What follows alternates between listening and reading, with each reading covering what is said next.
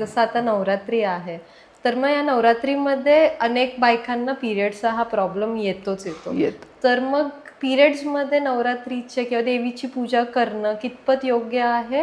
Actually जेव्हा आपण periods आणि देवाविषयी, मंदिराविषयी जे काही आपण थिंक करतो, तेव्हा बेसिकली आपल्याला आधी हे माहीत पाहिजे की पिरियड्स म्हणजे काय. आजकाल लोकांना फक्त एवढंच माहीत आहे की जेव्हा एक फिमेल ब्लीड करते दॅट मीन्स पिरियड्स.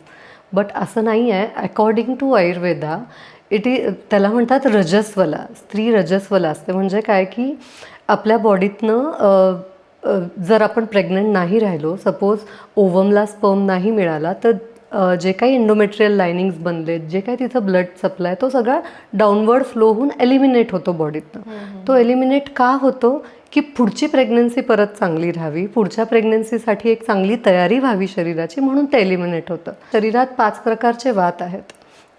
सो एक आहे वायू, बेसिकली आपण म्हणू वायू. सो एक आहे प्राणवायू, उदान वायू, व्यान, समान, अपान. सो जेव्हा आपण बोलतो प्राणवायूविषयी, तर आपण एक बेसिक भाषेत समजू की energy.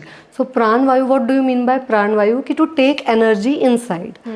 What is udana vayu? To take energy upwards. आणि व्हॉट इज अपान वायू? की energy flows downwards to eliminate the toxins. So जेव्हा आपण पिरियड्समध्ये असतो तेव्हा आपला अपान वायू ॲक्टिवेट असतो.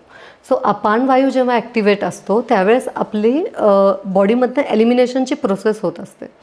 आणि आता आपण हा टॉपिक घेऊ मंदिराकडे, की पूजेला जायला नाही म्हटलं जातं, पूजा करू नका म्हटलं जातं.